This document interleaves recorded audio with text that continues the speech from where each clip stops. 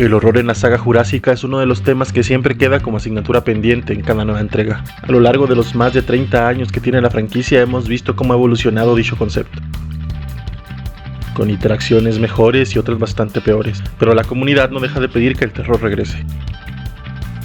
La comunidad no deja de sentir que algo se perdió con el paso del tiempo, y si nos ponemos a analizar realmente, la primera película de Jurassic Park nunca fue una película de terror, pero sabía manejar la tensión y el suspenso de una manera magistral, lo cual te hacía estar al borde del asiento y contener la respiración.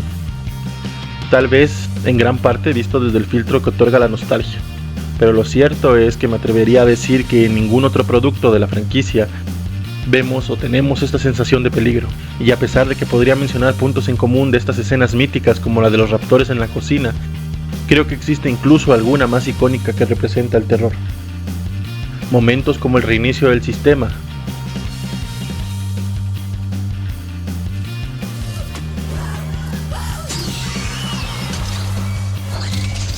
representan mejor lo que el horror para la saga fue. A estas alturas creo que todos los que están viendo este video habrán visto en algún momento un video de terror analógico de Jurassic Park, y clara inspiración para este canal. Creo que precisamente el terror analógico de Jurassic Park expresa lo que la comunidad siente que representa el terror para la franquicia. Pasillos oscuros, luces parpadeantes, una linterna, y la sensación de ser observado, de estar siendo acechado. La sensación de estar frente a un peligro desconocido, como el miedo que te paraliza ante la visión de un depredador. Para los que hemos leído los libros, creo que es más fácil vislumbrar que este tipo de ideas eran una parte fundamental de la visión original de Michael Crichton, quien describe este tipo de situaciones en sus novelas e incluso algunas que debido a su crudeza solo podemos soñar con ver en la gran pantalla. Y no me malentiendan, creo que pedir algo así a estas alturas es básicamente imposible, debido al enorme éxito en la venta de juguetes y figuras, principalmente enfocadas al público infantil. Sacar a la franquicia de una clasificación B familiar y dejar de llenar salas de cine con un público menor emocionado es algo que claramente no está en los planes de los productores o de Universal. Pero creo que de cualquier manera existen cosas que se podrían hacer mejor, y que sin embargo se están dejando de lado. Para eso exactamente creo que se debería regresar a mirar a la Jurassic Park original. Existe una tendencia bastante ridícula, por no usar una palabra más fuerte, que parece correlacionar el terror al tamaño. Conforme avanza la franquicia, existe esta tendencia a buscar traer animales o dinosaurios cada vez más y más grandes. Empezamos con el tiranosaurio, que luego duplica su apuesta haciendo 2 en la película siguiente. Pero para la tercera parte introducimos al Spinosaurus, con la intención de ser un nuevo superdepredador gigante, más grande, capaz de matar a un T-Rex. La franquicia luego se toma un descanso largo de 14 años, cortesía del guión que en su momento fue visto como bastante simplón, hoy en día perdonado a causa de la nostalgia de los que crecimos con el triciclo plot, entre los que me incluyo, pero en su regreso caemos en el mismo error: querer entregarnos la premisa de un depredador más grande, en este caso la Indominus Rex, donde de nuevo la película nos sondea en la cara la idea de que será más grande que el tiranosaurio. Pasa una película que no recurre a lo mismo, cargando con sus propios errores y gran parte del rechazo de la comunidad, para terminar con la mixta y variada trilogía de World, con la misma premisa que ondea exactamente la misma bandera que sus predecesoras. Tenemos al dinosaurio más grande que haya existido. Reiniciando la trilogía, donde a falta de un dinosaurio más grande, un monstruo mutante que por momentos tiene proporciones de un kaiju más que un animal. Mi punto es, el tamaño no es correlación al terror, al menos no en todos los casos, y creo que daña el increíble trabajo que se realizó durante las primeras películas, pero mucho más en la primera, y es que el principal antagonista de la película y la novela original no es el Rex, son los raptores. Ya hemos explorado esta idea con anterioridad en el canal y por lo tanto no ahondaré demasiado en ello. Si quieren saber un poco más sobre lo que pienso, pueden ver el video del Raptor Alpha, el cual les recomiendo para saber a qué me refiero.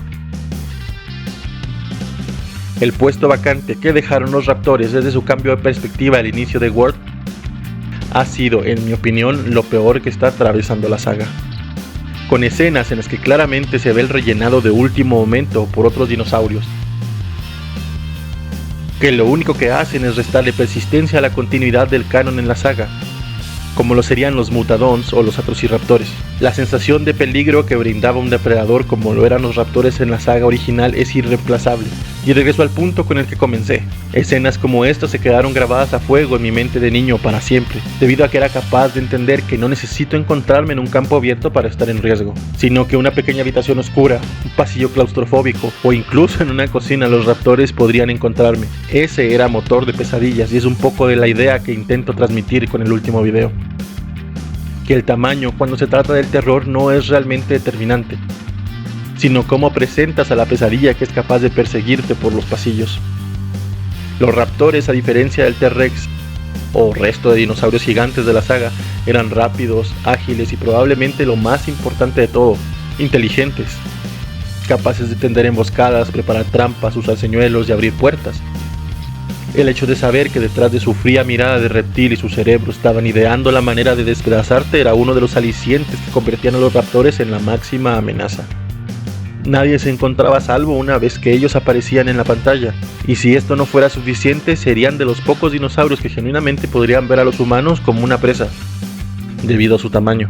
Para un animal de 8 toneladas, el esfuerzo de cazar a un ser humano no sería redituable. Pero para un raptor la cosa sería diferente, un ser humano desarmado no sería gran problema. Otro ejemplo de esto también serían los dilophosaurios, quienes se han convertido en poco más que el cameo recurrente de las recientes películas de la saga. Pero tal y como vimos en el video anterior, y como lo han dejado claro la mayoría de las escenas más aterradoras de las películas, el tamaño no es relativo al terror, y la presentación siempre juega un papel crucial en cómo percibimos la amenaza, cosa que parecen haber olvidado recientemente.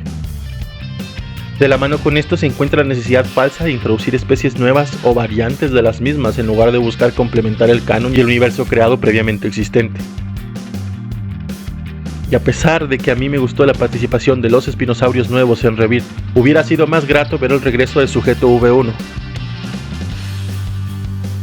o al menos una variante de él, con otra coloración dando juego a teorizar sobre el destino del mismo, o con recortes como el del quinto miembro de la Raptor Squad, que se rumora tendría un diseño parecido a los raptores ornariensis, uniendo los canon de ambas licencias desde la primera película, o escenas como esta en la que se agregaran diferentes variantes de raptores ya existentes para este escuadrón, en lugar de forzar la entrada de los Atrociraptores, solo para que el público menor no los confundiera con Blue, debido a que claramente tienen inspiración de los raptores anteriores vistos en la saga. Cosa como agregar a los Carnotaurus camaleón en el laboratorio de Isla San Hoover en lugar de Aldistortus, o directamente reemplazar las escenas innecesarias de los mutadones por raptores como debió ser. ¿Quieren una aproximación de esto un poco más atrevida? Reemplazar a los mutadones por algo que solo los verdaderos fans del universo extendido conocieran. Seguirían siendo un mutante y una abominación, pero un abrazo para todos los fans de la saga, los que crecimos con esto como hubiera sido la aparición del Velociraptorix en su lugar. Lo cual les aseguro que hubiera sido sumamente grato para más de un coleccionista y fan de antaño de la saga. O tan simple como usar Isla Sorna para la nueva película en lugar de inventar otro sitio sin ningún motivo. Y como esta hemos perdido infinidad de interacciones y posibilidades de este estilo, solo porque cada director y guionista nuevo intenta plantear su idea de lo que la franquicia es, sin importar el universo y canon establecido.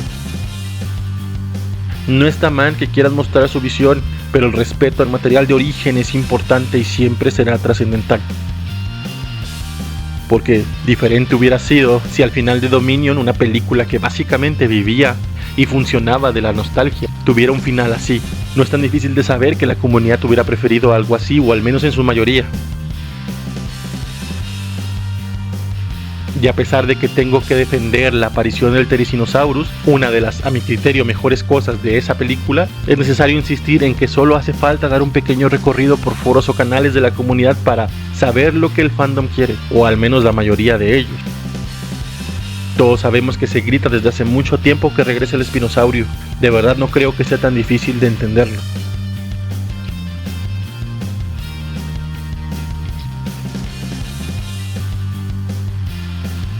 Y tocando el tema de Dominion, he notado algo extraño y es la defensa de esta película como el mejor producto de la saga desde Jurassic Park de 1993, o al menos poniéndola al nivel de Jurassic World de 2015. Y claro, como el resto de este video que se trata de mi opinión, para mí esa película está muy lejos de las ambas antes mencionadas. Película en la cual directamente desde el comienzo se nos arrojan situaciones bastante inverosímiles. No es como que la franquicia sea el baluarte del realismo, pero sin lugar a dudas Dominion es la película que más situaciones increíbles tiene, pero para mal. Sí, más incluso que la misma Revir que tanto se empeñan en criticar. Pero antes de pasar a eso, creo que es necesario aclarar mi problema principal. Y no son las langostas. Y es cómo Dominion ignora todo el canon cinematográfico y de novelas establecido previamente. Insisto, este video no es un video de crítica en específico a Dominion, pero probablemente la escena que demuestre esto, más que ninguna otra, es la aparición de Maisie Lockwood en el sitio B. Para los que hemos leído el libro, creo que somos conscientes de lo que el sitio B representa para la franquicia, o representaba al menos. Mientras que, como ya se ha dicho en muchas y reiteradas ocasiones, Jurassic Park o el sitio A era una puesta en escena para atraer inversores. El centro de investigación principal era Isla Sorna, un secreto celosamente resguardado por InGen. En el sitio B, la experimentación, el trato de los animales como activos no solo era evidente, sino pan de cada día. Eran tratados como productos sacrificados para aprender cómo mejorar sus procesos, con gestiones interrumpidas para ver el desarrollo de fetos y sacrificios de activos para comprobar la formación de órganos o incluso la resistencia a la inoculación de virus y bacterias. Eran algunas de las cosas que pasaban en Isla Sorna, un lugar tan deprimente que una vez que la isla de ensueño de Hammond comenzó su construcción, él mismo no regresaría a la isla original. Buscaría fingir que simplemente no existía. Este tipo de conceptos son de manera muy superficialmente tocados en Jurassic Park 3, con la mítica frase del Dr. Grant diciendo que en aquel lugar se pretendía ser Dios. Pero tras Dominion resulta que una niña que claramente tiene inclinaciones hacia un discurso ambientalista forzado estaría de acuerdo con algo así, con todo lo inverosímil que resulte creer eso ya de por sí. Esta escena muestra al sitio B como un laboratorio de juegos en el que la ciencia era maravillosa y perfecta, y parafraseando a la misma Missy, todos los días descubrimos algo nuevo. Perdónenme, pero esta escena es un completo insulto al canon, y no solo fílmico, sino también literario. Un insulto a la creación de Michael Crichton, quien claramente mostraba la ciencia detrás de Jurassic Park como nada ética y altamente cuestionable. Aquí sencillamente no sirven los argumentos de que es que creció viendo este tipo de cosas o cuestiones por el estilo, porque el laboratorio de la ciencia increíble y los descubrimientos diarios de Isla Sorna que estúpidamente plantea Trevorrow en Dominion no tienen nada que ver con las instalaciones del tamaño de un estadio de fútbol, con hileras interminables de incubadoras y brazos mecánicos que buscaban automatizar el proceso imperfecto de InGen, en el cual de cada 100 embriones solo 12 llegaban a nacer, y aún así, con ese pequeño porcentaje, algunos nacían débiles, deformes o enfermizos y morían un tiempo después, dejando una tasa de éxito muy baja. Isla Sorna no era una guardería ni un lugar de recreo, y mucho menos un lugar para que una niña, no importa lo inteligente que fuera, estuviera allí. Ese planteamiento es sencillamente ridículo. No podría haber un punto más alejado de las novelas hasta ahora que ese. Algo que me molesta es precisamente que creadores de contenido pongan el grito en el cielo por la falta de canon de Revir, pero no dijeran ni una sola palabra al insulto al legado del creador de esta historia mostrado en Dominion, pero asumo que simplemente es el cansancio natural de la franquicia. Y así como tenemos cientos de detalles que hacen que más que parte del universo jurásico parezcan un meme, desde la caracterización de personajes, en los que claramente el malo debe vestir de negro y tener una gabardina, o la piloto, quien evidentemente y como si de una caricatura o parodia se tratase, tiene que llevar una chaqueta de aviador en plena tarde, con el sol en lo alto, en Malta, donde probablemente estarían a más de 30 grados. Y aunque estuvieran bajo techo, que ya me puedo imaginar la defensa, son instalaciones precarias. Solo le faltó un gorro de aviador con lentes para hacer la parodia completa. Piloto que, por cierto, fue atacada en el aire por un Quetzalcoatlus. Se estrelló con su avión en un lago congelado a alta velocidad, saliendo sin un rasguño, y no solo ella, sino Owen y aún más. Si ya es mucho pedir que sufran algún tipo de daño mínimamente esperable, ni siquiera se mojan. a pesar de que claramente se ve cómo entra el agua con fuerza en la cabina, ni una gota de agua sobre la ropa. Sin mencionar la mágica integración de los miembros de InGen que trabajaban para un parque de atracciones a la CIA,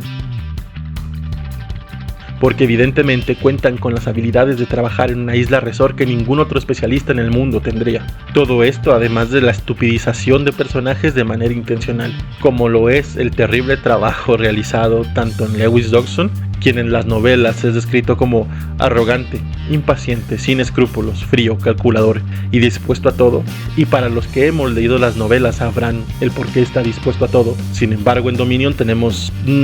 dejaré que las imágenes hablen por sí mismas. Esto no es la visión de alguien frío y calculador.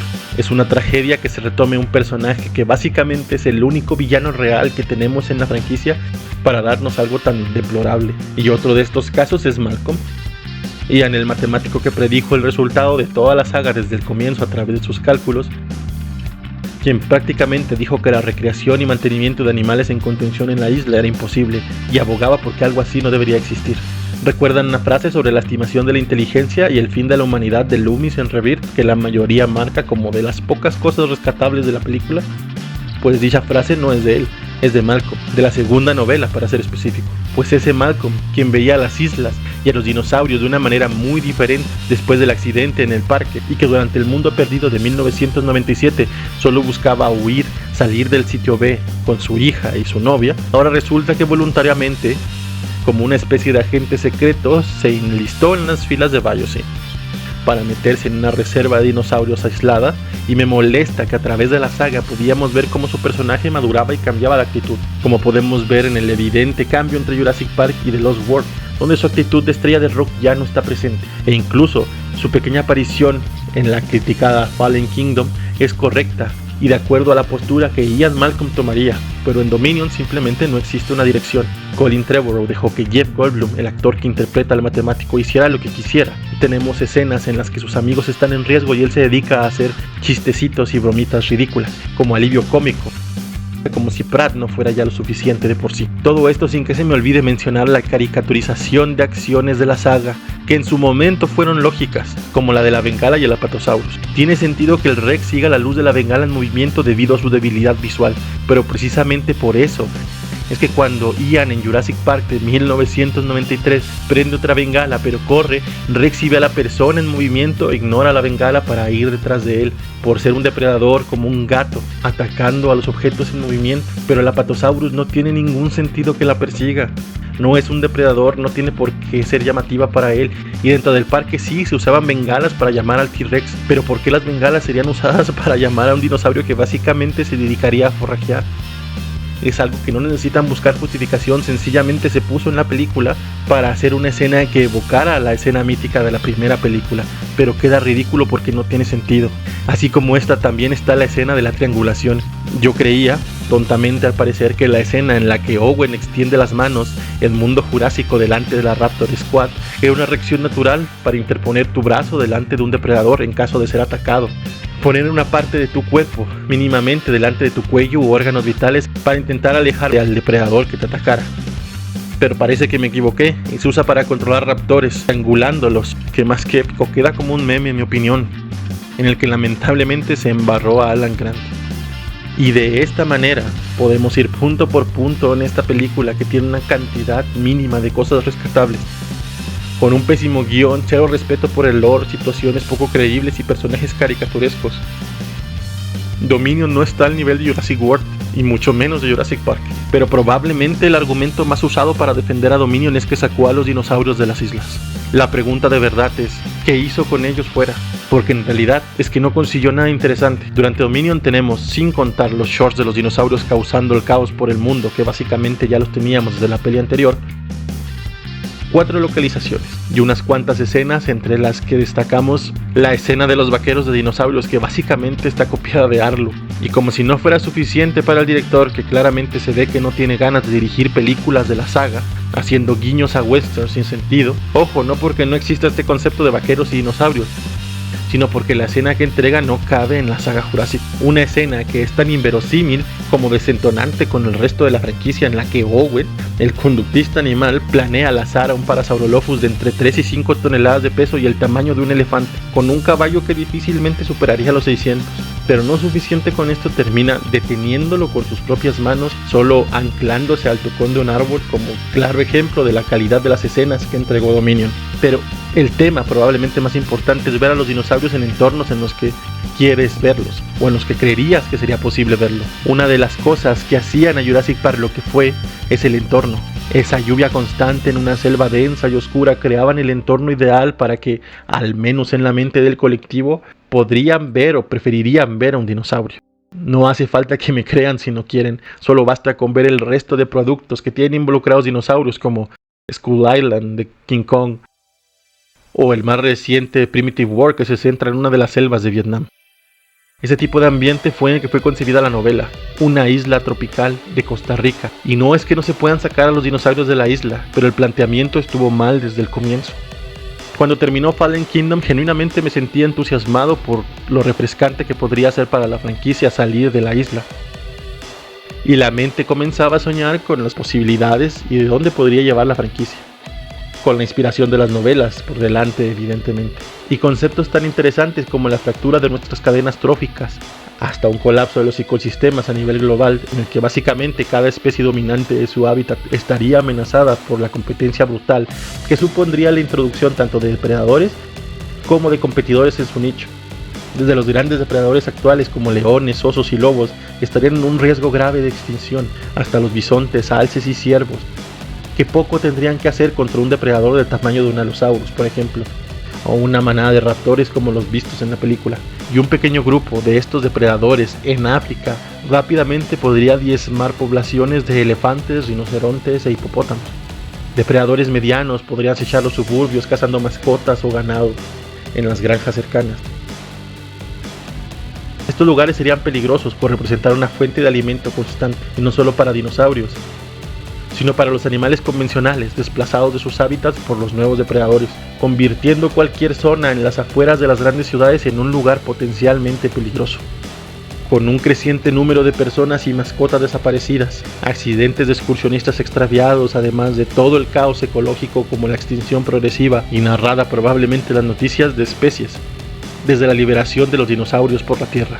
Pero no andaré mucho en eso, porque evidentemente fue algo que no tuvimos. En lugar de eso tuvimos la utopía de especies conviviendo de Trevorrow, en el que los dinosaurios solo se adaptaron sin modificaciones al ambiente ni colapsos ecológicos. Mejor hagamos que sean como una suerte de Pokémon, en el que las batallas ilegales y el mercado negro sea lo más trascendental de este cambio. Y aquí entra en juego una de las situaciones más importantes de por qué digo que Dominion no hizo nada con los dinosaurios fuera de la isla. Aproximadamente el 40% de la película se desarrolla en el mundo, en la persecución de Maisie. Y el 60% restante en efecto no se regresa a la isla, pero recurrimos una vez más al recurso del zoológico. Y eso es lo que los defensores de Dominion no ven. La película recurre otra vez a una versión tecnológica y descafeinada de un zoológico, en la que de nuevo todo se sale de control, para terminar con los dinosaurios sueltos por las instalaciones causando el caos. Y esto es entendible por una razón en específico, que probablemente les sea chocante a algunos. Y es que sin el planteamiento correcto los dinosaurios no son una amenaza para la humanidad. Steven Spielberg decía que era necesario poner a los dinosaurios en su hábitat y llevar a los humanos hacia él, cosa que hizo magistralmente Michael Crichton en sus novelas, y es el motivo habitual por el que la franquicia continúa recurriendo al recurso de la isla o del zoológico. Y es que seamos realistas, cualquier dinosaurio, evidentemente con sus excepciones como lo son los híbridos ahora, sería muy vulnerable a las armas humanas. La escopeta que llevaba consigo Roland Tembo sería suficiente para abatir a un tiranosaurio rex adulto, con unos cuantos tiros bien acertados. No entraré en discusiones de calibres y tipos de armas porque es irrelevante para este video, pero creo que en tamaño y peso es correlacionable, en la mayoría de los casos, con armas con las que podríamos dar de baja un elefante adulto, por ejemplo. Y sobreponiendo y ajustando, creo que nos deja claro que un par de personas con rifles convencionales sería suficiente para batir a la mayoría de los super depredadores de la saga. Es por eso que durante la película la mayoría de las armas son inexistentes, o las personas que las portan no tienen ni siquiera la oportunidad de usarlas correctamente. En la novela, Incluso Malcolm ironizaba con el hecho de que los dinosaurios llegaran al continente, dejando claro que el problema no es que los dinosaurios retomen el mundo, sino que generen un caos ecológico antes de que pudieran ser erradicados, y ahí el planteamiento correcto. Esto tengo que ser claro y lamento mucho si les suena bastante agresivo, pero la gente que espera ver escenas de dinosaurios corriendo por en medio de la ciudad, volcando autos y destruyendo edificios, destrozando tanques a su paso mientras reciben impactos de armas de fuego como si fueran esponjas vivientes, creo que preferirías ver algo como Godzilla en realidad. Incluso desde el punto de vista anatómico, imágenes como esta serían algo imposible, por muy genial que quede en el imaginario colectivo. La verdad es que incluso anatómicamente para un Rex, que en el mejor de los casos pesaría 9 o 10 toneladas, levantar o mover de esta manera a un tanque que fácilmente podría rebasar 40 toneladas sería prácticamente imposible. Sin tomar en cuenta lo que le ocurriría con un simple disparo de su cañón de 90 milímetros, así como el resto de escenarios ridículos de pteranodones contra casas de combate, que están muy lejos de ser algo más que irrisible. Para sacar a los dinosaurios de las islas creo que hay pasos necesarios a seguir, más allá de la fantasía cercana a Dinotopía que plantea Fallen Kingdom, y es que un escenario plausible, un motivo y dirección son absolutamente fundamentales. Mientras esto no ocurra, y los directores y los guionistas no quieran poner dinosaurios sin vida en la gran pantalla porque, en palabras de Loomis, cosa con la que concuerdo, matar un dinosaurio es pecado, será mejor no sacar a los dinosaurios de su entorno y en el lugar en el que se encuentran con superioridad, donde el mismo entorno los beneficia y los humanos no están en ventaja. Mientras tanto es mejor mantenerlos en sus islas. Siendo esta una de las cosas más rescatables de la tan criticada Rebirth, y es la vulnerabilidad de los animales. No entraré en detalles por temas de spoilers, pero creo que sabrán de a qué escena me refiero, los que ya vimos la película, que plantea que no importa que sea un mutante muy peligroso, sufriría el destino esperado incluso ante un arma muy convencional, cosa que por cierto, pocas veces si no nunca habíamos visto en la gran pantalla. Probablemente también uno de los problemas principales con Rebirth, y es que yo esperaba al ser el reinicio de la franquicia, que dejaran las bases cimentadas para una futura secuela. Pero Rebirth termina sin darnos ninguna pista de qué dirección tomará la franquicia. Y es un problema porque me plantea la grave preocupación de que tanto el guionista como el productor no tengan idea de qué hacer a continuación y estén escribiendo sobre la marcha, lo cual desembocaría en historias completamente desconectadas cada una de la siguiente y de la saga en sí. Sabemos que los dinosaurios están muriendo y al mismo tiempo también vemos la aparición de nuevas especies. ¿Los dinosaurios seguirán muriendo hasta su eventual desaparición? Realmente en este momento me cuesta vislumbrar qué se puede hacer con el estado actual de la historia, pero espero que nos entreguen algo mínimamente interesante en las futuras secuelas. Yo creo que la manera de solucionar el tema del mal planteamiento de los dinosaurios fuera de la isla vendría de lo que yo llamo la solución del planeta de los simios. Pero antes de que pongas el grito en el cielo, déjame explicar por qué. Primero, es necesario dejar claro que no me refiero a que los dinosaurios se hagan súper inteligentes y dominen el mundo mientras los humanos involucionan. A lo que me refiero es que si el gran problema que convierte a los humanos en la especie dominante de este planeta es nuestra tecnología y la capacidad de organizarnos para usarla de manera sistemática, pues entonces tenemos que quitar ambas ventajas para que los dinosaurios se encuentren en paridad con nosotros. En el planeta de los simios la humanidad se ve diezmada por una enfermedad, lo cual hace que poco a poco su control y su dominio se vaya diluyendo, hasta que una humanidad sumamente debilitada se ve seriamente en riesgo por la creciente amenaza de los simios inteligentes.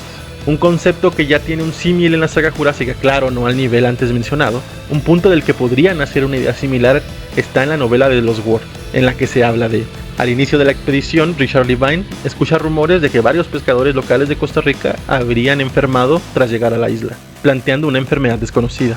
La enfermedad era rara, con síntomas graves y difíciles de diagnosticar. En la historia se insinúa que los dinosaurios, especialmente los carnívoros y carroñeros, podrían ser portadores de parásitos, bacterias o virus desconocidos para la medicina moderna, contra las cuales los humanos no tienen defensa. Y aunque no se desarrolla como un arco central, Crichton lo dejaba como un misterio abierto. Esta enfermedad deja en claro uno de los temas centrales de Malcolm: la naturaleza siempre encuentra la forma. Además muestra el peligro silencioso de traer de vuelta especies extintas. No solo la depredación física, sino también el choque microbiológico entre eras. Este tipo de concepto podría ser explotado de la siguiente manera en la saga jurásica. Una extraña enfermedad relacionada a los dinosaurios comienza a esparcirse, hasta convertirse en una pandemia de magnitudes desproporcionadas. Una pandemia producto de un virus que, además de tener compuestos básicamente prehistóricos, también estaría modificada genéticamente a causa de sus portadores. Para los dinosaurios no sería algo realmente grave, ellos solo serían portadores. como la rabia en los murciélagos, pero para los humanos sería letal. E incluso nos daría el juego de tener que regresar a alguna de las islas originales, probablemente Sorna, porque es la que sigue vigente, para encontrar respuestas o la solución a la posible bacteria, cosa que yo creí que sería en parte el argumento de revista. Esta enfermedad, virus, que provocó la pandemia ocasiona un colapso en las sociedades modernas, como las conocemos, y deja el espacio libre para que los dinosaurios de la saga ahora sí retomen el mundo de una manera en la que la humanidad, al tener sus fuerzas centradas en sobrevivir, no opondría mucha resistencia. En este mundo post-apocalipsis que planteo, podríamos tener escenarios en los que las ciudades en ruinas serían el hogar de pequeños bastiones humanos, que se agruparán para mantenerse a salvo. Pero una vez abandonara la seguridad de los muros de su comunidad, el mundo exterior sería un lugar sumamente peligroso. Los recursos de los sobrevivientes serían escasos. Lo más probable es que los vehículos también fueran escasos, aún más el combustible y las refacciones para mantenerlos funcionando. Los grandes ejércitos de la humanidad serían cosas del pasado, y entonces nos sentiríamos tan vulnerables como nuestros ancestros se sentían al salir de la seguridad de sus cuevas para buscar comida. En cada esquina y rincón un depredador podría estar acechando. Y en este punto, probablemente suponiendo que el virus se hubiera diezmado, le tomaría siglos a la humanidad recuperarse de un evento así, si es que lo consiguiera. Siendo honesto, no es una idea muy original, pero sabemos que funciona. Nos alejaría de las historias complejas de superhéroes que Colin Trevorrow quiso mostrar en su trilogía, para darnos un acercamiento más humano o simple, como lo es buscar sobrevivir, y tal vez sea eso y solo eso lo que la saga necesita. Historia sobre cómo lo último que queda de la humanidad lucha por no extinguirse, víctima de sus propias acciones y decisiones. Al menos en mi criterio, esto es mucho más interesante de ver que otra secuencia de acción con coreografía de golpes como en Dominion. Tal vez por eso, y a pesar de que evidentemente no considero a Rebirth perfecta, sí la puedo ver por encima de la anterior. Dominion tenía todo para ganar y ser la mejor película de la saga. Desde el momento en el que anuncias que el elenco original está de regreso, tienes media película hecha, y lo único que tendrías que hacer es darle al espectador un desfile de nostalgia sin sentido si tú quieres, y yo hubiera estado a bordo. Pero prefirieron hacer una especie de película de superhéroes paródica con dinosaurios, en el que literal no puedo entender o concebir que lo que sucede en pantalla pasa en el mismo universo o realidad en la que vimos Jurassic Park.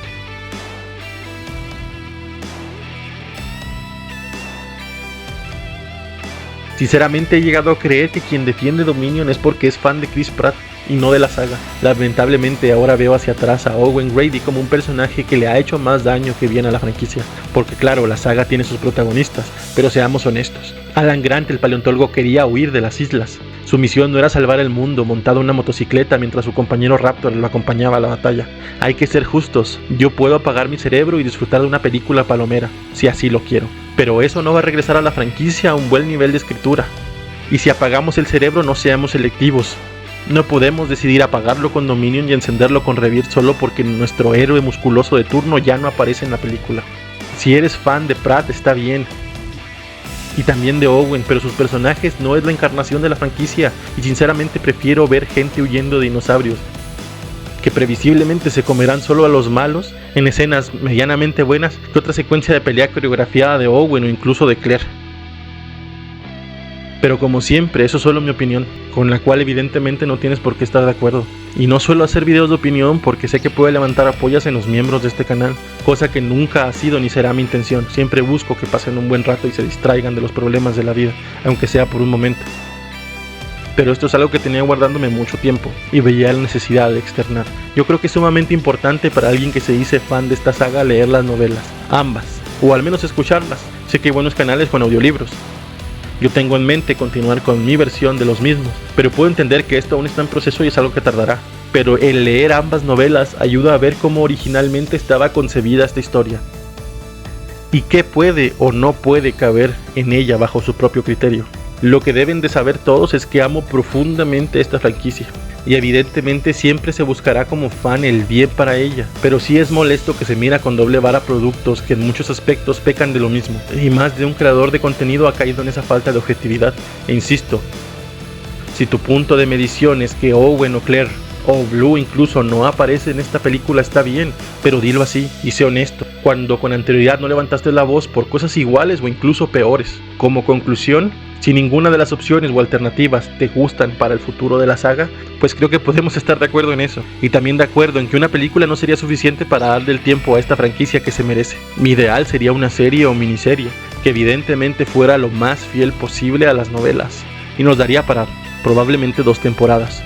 Una por novela, en la que incluso esta aura de misterio que presentan los libros, con la que no se puede jugar en las películas por cuestiones de tiempo, tenga mucho más presencia y sea contada como se merece. Este sería mi ideal. También existen muchísimos conceptos de fans súper interesantes que merecen ser explorados. Pero para los que amamos a la franquicia, seguimos creando y soñando sobre la historia increíble, la mejor en mi humilde opinión de la era moderna que nos entregó el señor Michael Crichton. Gracias por quedarte, sé que esto fue muy diferente al contenido habitual de mi canal y agradezco que tomaras el tiempo de llegar hasta aquí. También es importante decir que todo en este video es mi opinión y no tienes por qué compartirla. Y si te ofendí en algo con la misma, no fue mi intención. Mi intención siempre será que pasen un buen rato. Sin más por ahora, como siempre, ayúdame con tu like, tu comentario de ser posible para seguir trayendo más contenido y llegar a más gente. Déjame lo que piensas en la caja de los comentarios con respeto. Y como siempre les digo, pórtense mal, cuídense bien y nos vemos en el próximo video.